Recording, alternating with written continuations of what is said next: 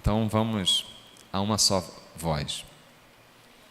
Como é feliz e agradável observar quando os irmãos vivem em fraternidade. É como um bálsamo precioso derramado sobre a cabeça, que desce pela barba como se fosse a barba de Arão, até a gola de suas vestes sacerdotais. No orvalho do Hermon, quando desce sobre os montes de Sião, porquanto ali o Senhor oferece a sua bênção, vida para hoje, por toda a eternidade.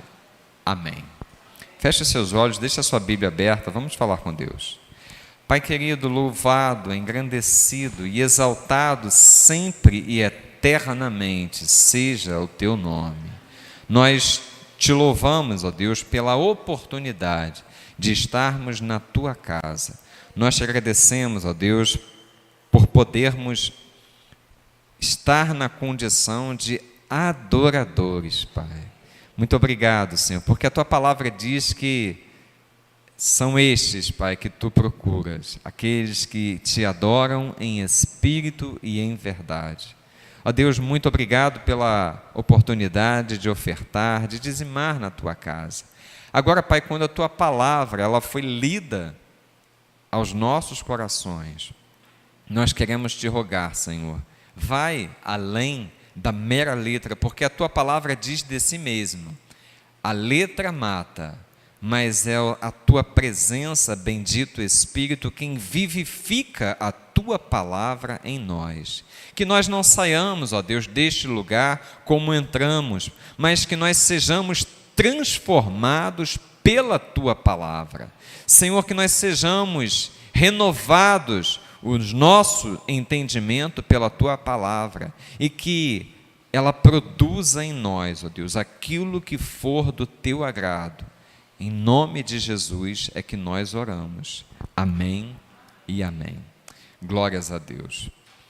Irmãos, esse salmo, ele está num pedaço ali do livro de Salmo, os capítulos de 120 ao 134, ele está numa classificação do saltério, do livro de Salmos, que eles colocam como salmos de romagem. É aqueles salmos que... porque o livro de Salmos, ele era o inário dos judeus, dos hebreus. Então, essas poesias, poemas, foram selecionados e foram colocados no texto bíblico. E eles tinham... a gente poderia dizer que o livro de Salmos era como se fosse ali o cantor cristão do povo hebreu. Então eles cantavam essas letras, e alguns de nossos assim melhores músicos conseguem fazer isso. A gente tem aqui, por exemplo, o Ministério Life. Alguém aqui já ouviu falar no Ministério Life? Ninguém, né? Só eu que conheço o Ministério Life. A Inéia também conhece. Ministério Life, o Asaf Borba, Asaf Borba já conseguiram falar, né? Já ouviram falar. Asaf Borba, ele conseguia poetizar, transformar em música as letras de muitos salmos contidos na palavra de Deus. Então, imagina isso na língua original. Então, é um cancioneiro. E o Salmo 133, ele traz uma exaltação à unidade, à comunhão. E ele está, assim, em total consonância com diversas partes da Bíblia que apontam para essa necessidade. Jesus Cristo, ele vira para Pedro, depois que Pedro faz aquela grande confissão: tu és o Cristo, Filho de Deus vivo.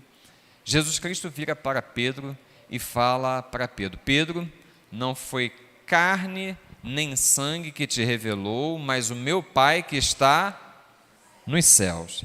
E aí ele completa, ele conclui para Pedro. Ele fala assim: Pedro, eu te digo que sob esta pedra eu edificarei a minha igreja e as portas do inferno não prevalecerão contra ela. Irmãos, a igreja está fundada na pessoa de Jesus Cristo. E poder algum, quando ele fala as portas do inferno, nas cidades antigas, o que acontecia? As autoridades, elas permaneciam nas portas de entradas da cidade para autorizar ou não uma pessoa, um mercador, para entrar na cidade. Então era comum, na entrada das cidades, que permanecessem ali algumas autoridades, juízes, que iriam fazer o julgamento ali imediato, tomar a decisão se ia entrar a determinada pessoa na cidade ou não. Quando Jesus Cristo fala que as portas do inferno não prevalecerão contra a igreja, ele está dizendo o seguinte, que as autoridades instituídas no reino das trevas não são suficientes para sucumbir com aquilo que é um projeto de Deus, que é a noiva, que é a igreja de Cristo. Em outro momento, Cristo, ele vai falar sobre a unidade do povo de Deus, da igreja. Coloca para mim, por gentileza, João, o Evangelho de João, capítulo 17, versículo 21. Jesus está orando, o capítulo 17 do Evangelho de João é a oração sacerdotal. Jesus está intercedendo pelos discípulos. E chega um momento da oração, ele diga e fala assim, para que todos, ele está intercedendo pelos discípulos, não ele está falando dos discípulos. Ele fala assim, para que todos sejam um. Ele está falando da necessidade, ele está orando por conta da necessidade que a igreja, os seus discípulos têm de formarem uma unidade. E aí ele diz como é que essa unidade é formada. Ele diz assim, sejam um, Pai, como tu estás em mim e eu em ti. Ele quer que exista uma unidade tão grande no corpo de Cristo, que é a igreja, tal como a unidade que existe em Cristo Jesus, na comunhão que ele tem com o Pai. Irmãos, e essa comunhão é muito forte. É uma comunhão que vem desde a eternidade. E ele coloca essa questão, essa necessidade, diante dos discípulos. Olha, a comunhão com vocês, a unidade tem que ser algo tão acentuado, tem que ser tão intenso, tal como a unidade, a comunhão que eu tenho com o Pai. Eu e o Pai somos um. Então, essa unidade precisa ser buscada pela igreja. Que também estejam em nós, para que o mundo creia que tu me enviaste. Ele está dizendo o seguinte, que quando nós estivermos andando nesta unidade, quem está lá fora vai olhar aqui para dentro e vai falar assim, olha, eles são de Cristo mesmo. Tem algo diferente naquele lugar que não dá para compreender. O salmista, aqui no Salmo 133, ele vai exaltar essa unidade, essa comunhão.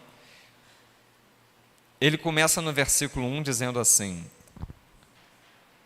você coloca o versículo 1 para a gente, Carlos?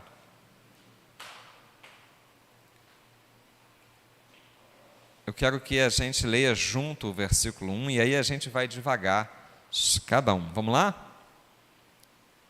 Como é feliz e agradável observar como os irmãos vivem em fraternidade.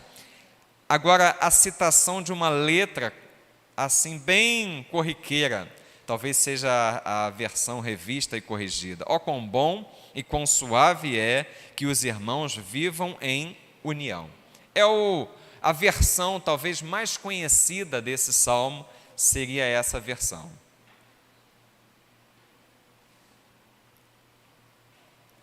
é importante a gente destacar que ele está exaltando a união como algo bom, agradável e necessário para a vida do povo.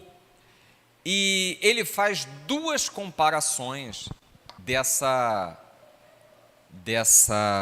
unidade, dessa união, que eu queria divagar com os irmãos aqui, falando sobre a comunhão no reino de Deus, a importância dessa comunhão.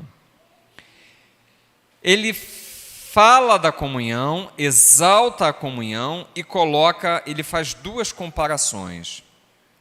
A primeira, no versículo 2, ele diz assim: é como um óleo precioso, a versão ali é como bálsamo, né?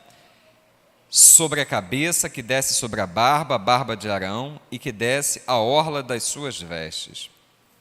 Irmãos, toda vez, em todo texto bíblico, que você lê a palavra óleo, ela tem o significado da presença do Espírito Santo de Deus.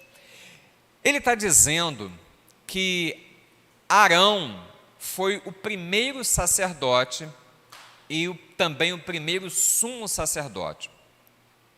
Quando Arão foi consagrado, Moisés, ele recebeu da parte de Deus como é que seria feito tudo que estava relacionado ao tabernáculo, aos utensílios, a tudo que seria utilizado. Por exemplo, o incenso aromático que seria ministrado ali dentro no Santo dos Santos, ele tinha a composição de 3 especiarias.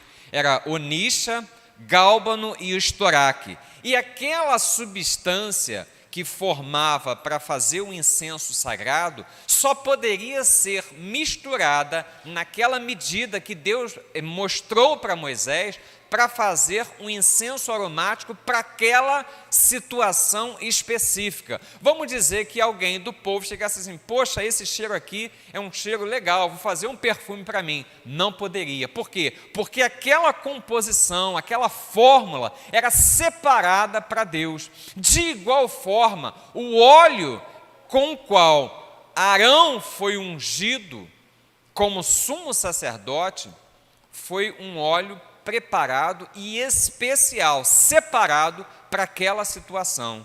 Quando o salmista ele chega aqui e diz que a comunhão ela é como o óleo precioso que desce sobre a cabeça, passando pela barba, chegando até a orla das suas vestes, ele está dizendo o seguinte, que assim como Arão, como é que os sacerdotes, reis, ministros e ministérios eram consagrados para Deus naquela época? Eles eram, vocês lembram do episódio em que Davi foi escolhido? Deus manda Samuel, vai até a casa de Jessé, você vai ofertar a Deus, oferecer holocaustos ali, mas você vai levar e vai ungir um rei ali. E quando Samuel está diante de Davi, quando chega a vez de Davi, o Espírito confirma no coração de Samuel: este pode ungí-lo. Como é que Samuel consagra Davi? Ele derrama óleo sobre a sua cabeça. E diz o texto bíblico, daquele momento em diante, o Espírito Santo de Deus tomou Davi e era com ele em tudo que ele fazia. Voltando para a questão de Arão, quando Arão ele foi consagrado ao ministério sacerdotal, foi através daquela especiaria, daquele óleo especial, separado e feito unicamente para isso. E ele foi lá, foi ungido. A partir daquele momento que Arão foi ungido como sacerdote de Deus, ele estava preparado não só para oferecer holocausto por si mesmo, para que Deus perdoasse os seus próprios pecados, mas ele estava preparado para oferecer holocausto por todo o povo. Os ministérios tanto os de reis, quanto de sacerdotes, quanto de profetas, eram específicos. Por quê? Porque na época do Velho Testamento, o Espírito Santo de Deus ainda não havia sido derramado sobre toda a carne. Ele vinha sobre alguns para tarefas específicas e especiais. Veio, por exemplo, sobre Sansão, veio sobre Gideão, veio sobre Jefité no tempo dos juízes, veio sobre o profeta Samuel, veio sobre reis como Saul, como Davi. E ele vinha para cumprir ministérios e tarefas específicas, que falar de Eliseu e Elias, que se moveram no poder de Deus de forma assim magnífica, extraordinária. Mas quando ele veio para a unção de Arão, veio e ungiu Arão, e ele estava apto ali ao sacerdote, simbolizando a presença do próprio Deus na vida de Arão. Agora, após aquela unção, Arão estava preparado, não somente para se apresentar diante de Deus por si mesmo, mas por todo o povo. Quando o salmista ele chega aqui e diz que é como óleo precioso que desce sobre a cabeça, que desce sobre a barba de Arão e que vai até a orla das suas vestes, ele está querendo dizer o seguinte: a comunhão para o povo de Deus, ela tem a função de trazer a presença do Espírito Santo de Deus de uma forma tão intensa que ele compara aquela unção que Arão recebeu para ser sacerdote. Amém? Agora, vocês estão reparando como é intensa a necessidade da comunhão no meio do povo? Não é algo pelo qual Jesus orou à toa. Não, olha só, quando der, se puder, tenham comunhão uns com os outros. Não, o texto não está falando isso. O texto está dizendo que tão profundamente como Deus se derramou na vida de Arão para que ele exercesse o sacerdócio e abençoasse o povo, em Números capítulo 6, se não estou enganado, Arão recebeu da parte de Deus a bênção, aquela bênção: o Senhor te abençoe e te guarde, o Senhor faça resplandecer o seu rosto sobre ti, o Senhor sobre ti levante o seu rosto, o Senhor tenha misericórdia de ti e te dê a paz. Essa bênção, com essa bênção, Arão abençoava todo o povo, e ele tinha algo da parte de Deus para abençoar o povo. O salmista está dizendo aqui que quando nós estamos em união, é como se nós tivéssemos sido revestidos do Espírito Santo de Deus, estivéssemos em condições de não somente abençoarmos mutuamente uns aos outros. Ele está querendo dizer que o Espírito Santo de Deus, ele tem algo diferenciado quando nós estamos vivendo em comunhão. Irmão, se é algo tão precioso para Deus, se é algo onde Deus faz um mover no meio do seu povo, eu pergunto para vocês: quem é que está interessado que não haja comunhão no nosso meio? É Ele mesmo, irmãos. É Ele mesmo. O inimigo das nossas almas, ele luta. Irmãos, tem um pastor, um amigo, que ele sempre está repetindo um jargão. Para ele é um jargão. Ele fala assim: o diabo não brinca de ser diabo. Ele é diabo, o dia todo, 24 horas por dia. Então, nós que estamos aqui debaixo da mão poderosa de Deus, a orientação que Ele dá para a minha vida e para a sua vida é orar e vigiai em todo o tempo. Por quê? Pedro vai falar assim: o diabo, o vosso adversário, ele anda bramando como leão, ao quê? Ao vosso derredor. Porque ao nosso redor está quem? Estão os santos anjos de Deus que nos guardam, amém? Então, somente o inimigo das nossas almas tem alegria quando nós não estamos em comunhão, quando nós não estamos vivenciando esta unidade, quando nós, por alguma questão, estamos perdendo. Irmãos, a coisa é tão séria. Essa mesma verdade, ela pode ser aplicada para a vida de um casal, para a vida de uma família. Quando existe alguma coisa que quebra a unidade na vida do casal, quando existe alguma coisa que quebra a unidade na vida da família, quando existe algo que quebra a unidade na vida da igreja, é como se formasse ali uma brecha, aonde o inimigo, ele vai cirandar, ele vai fazer e acontecer nessa questão, nessa brecha que foi formada. Por quê? Porque o Espírito de Deus, ele habita aonde existe a unidade.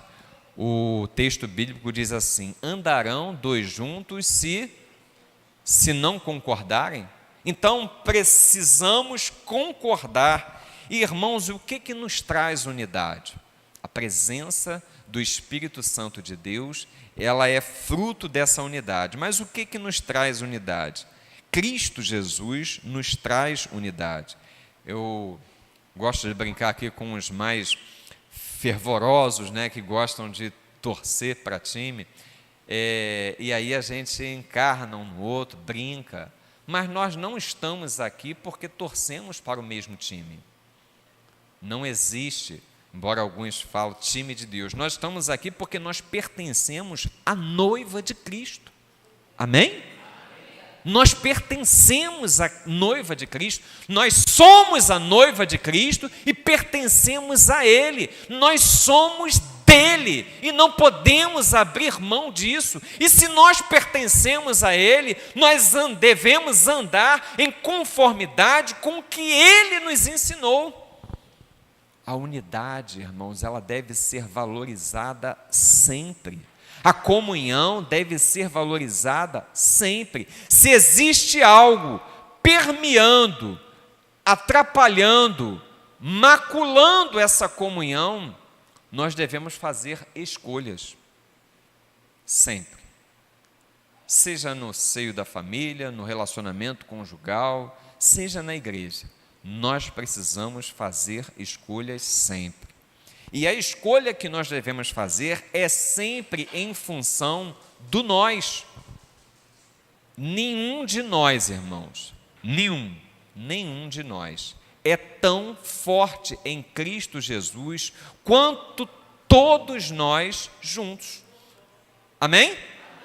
Então por mais que eu me ache suficiente, eu preciso dos irmãos.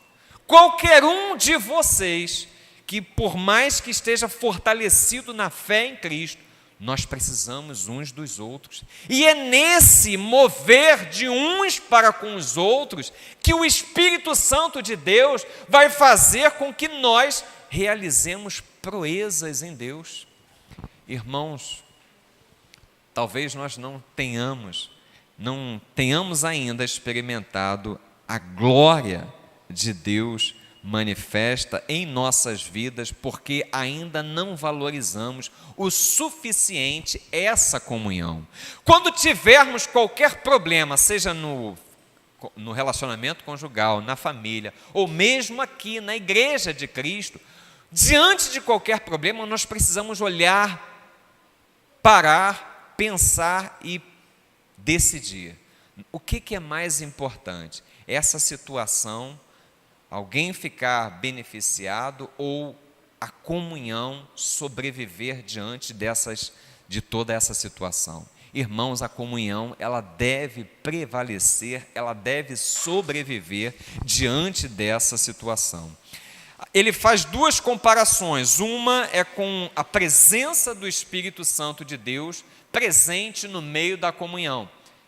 Quando ele compara com o óleo que desce sobre a cabeça, sobre a barba e chega até as orlas das vestes de Arão. Mas no versículo 3, ele tem uma informação que também tem peso sobre a questão da comunhão. Olha o que ele diz no versículo 3. Como o orvalho do Hermon, que desce sobre os montes de Sião, porque ali o Senhor ordena a bênção e a vida para sempre. Irmãos, a região do Hermon, o Hermon é um monte, na parte norte da Galileia.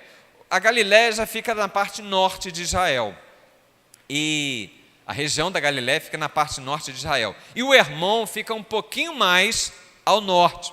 Então, o Hermon, o Monte Hermon, ele tem uma característica: aquelas regiões não são muito fortes, não são assim muito propícias a chuvas. Chove, mas não é uma coisa frequente. E o Monte Hermon, ele proporcionava naquela região a possibilidade de orvalho. Durante a noite, toda a terra ela ficava umedecida, mas muito umedecida mesmo, porque isso é uma característica geográfica da região, por conta dessa montanha chamada Monte Hermon. Então, para aqueles que viviam naquele lugar, era muito importante a presença daquele monte. Por quê? Porque facilitava a agricultura em tempos de escassez de chuva. Essa umidade era uma coisa assim tão forte, que favorecia a terra, né, e a agricultura naquele local.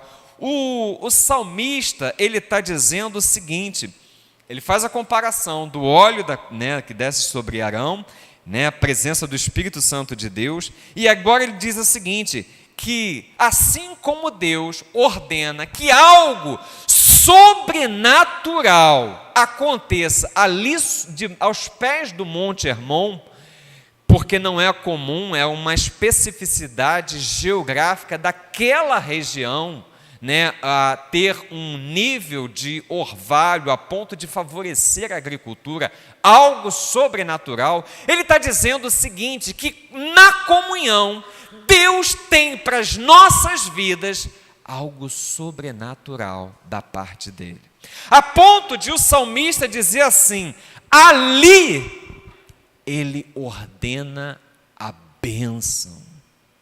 Irmãos, se é na comunhão que Deus ordena a bênção sobre a vida da igreja, amém? Até aí nós acompanhamos, amém?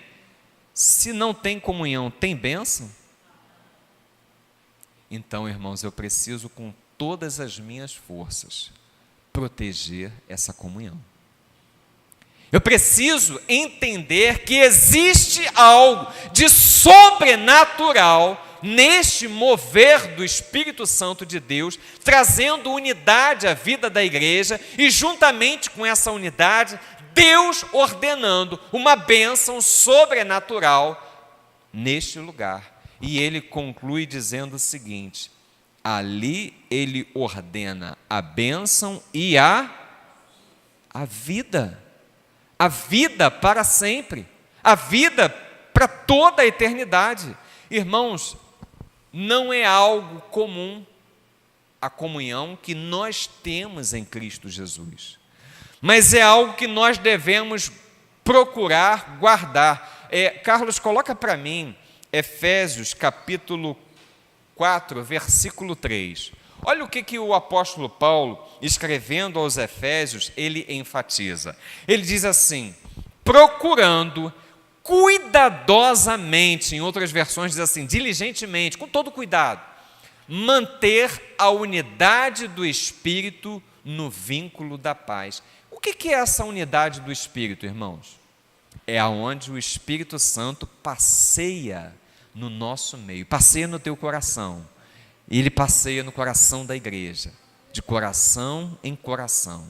Irmãos, e Paulo, o apóstolo, ele está dizendo para a gente que eu e você, nós precisamos cuidar dessa unidade. Pastor, por que o senhor está falando em comunhão? Irmãos, porque é muito importante na vida da igreja a comunhão. Porque a coisa mais fácil do mundo, assim como acontece no relacionamento conjugal, assim como acontece no seio da família, é que nós tenhamos ferida essa comunhão, nós tenhamos ferida essa unidade, nós tenhamos ferido, é coisa do tipo assim: poxa, Bruno passou por mim hoje e nem falou comigo. Pô, será que ele está brigado comigo? O que houve com o Bruno? É mais ou menos assim. E alguém chega, passa pela gente, a pessoa não cumprimenta direito, ou não atende a expectativa que eu tinha, ou então uma pessoa dá uma palavra mais rígida e a coisa vai ali, e nós vamos permitindo que aquele negócio cresça e vai crescendo. Daqui um pouco eu estou olhando atravessado para um irmão. E irmãos, nós não fomos chamados por Deus para isso. Amém? Nós fomos chamados para andarmos em comunhão, aonde possibilita a bênção da presença de Deus, aonde possibilita Deus ordenar a bênção no nosso meio, aonde tem promessa de vida eterna no nosso meio, através da comunhão. Então, qual é a tônica dessa mensagem? É que eu e você tenhamos a percepção de quão importante é e de quão valorizado deve ser a comunhão no nosso meio. Eu preciso de você, você precisa de mim, nós precisamos de Cristo, exatamente. Não é isso que nós cantamos, não é isso que nós ensinamos às nossas crianças, não é? Amém?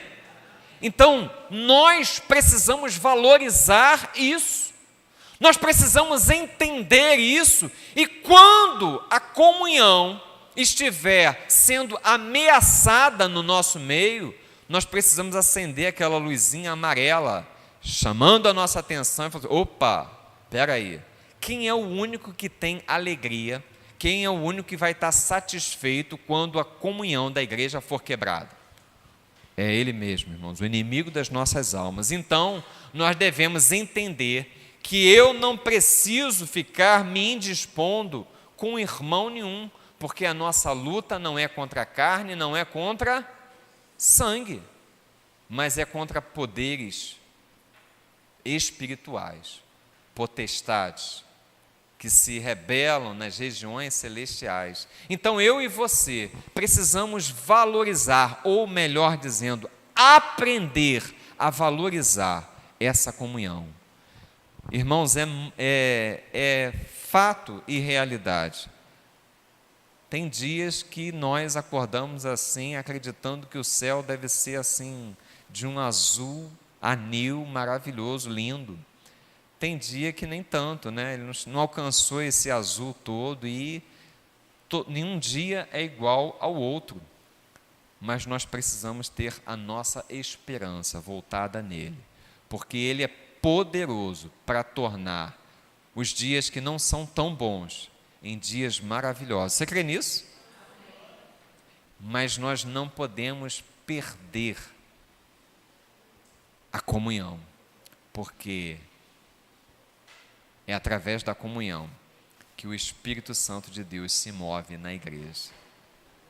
É através da comunhão que ali Deus ordena a bênção sobre as nossas vidas. É através da comunhão que Deus ordena a vida.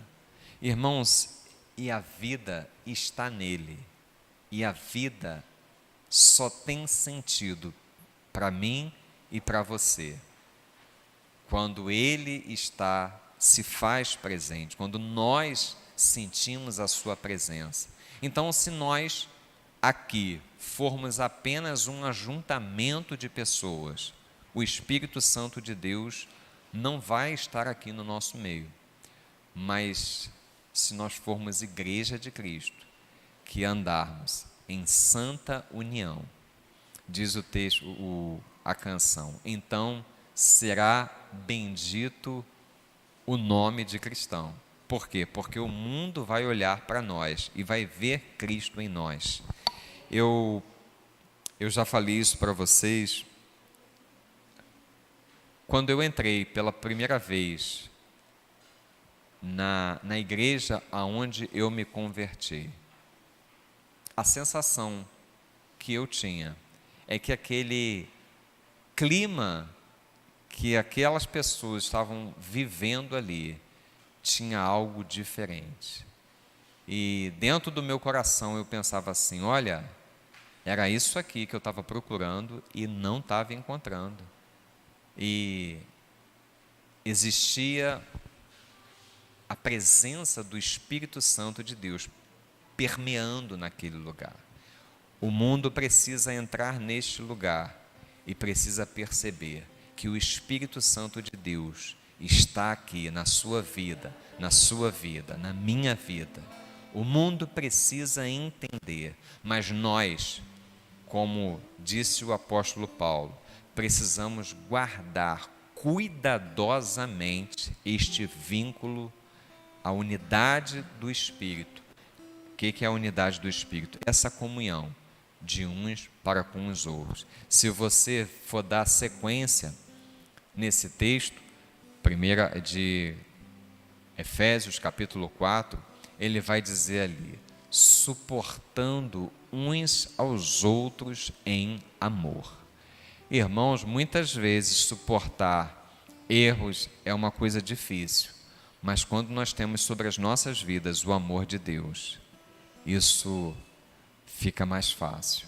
Então, que nós vivamos essa comunhão de uma forma tão intensa que aqueles que estão do lado de fora queiram se achegar aqui para dentro para viver essa comunhão de Deus em nós, de nós em Cristo, que sejamos um em Cristo. Amém?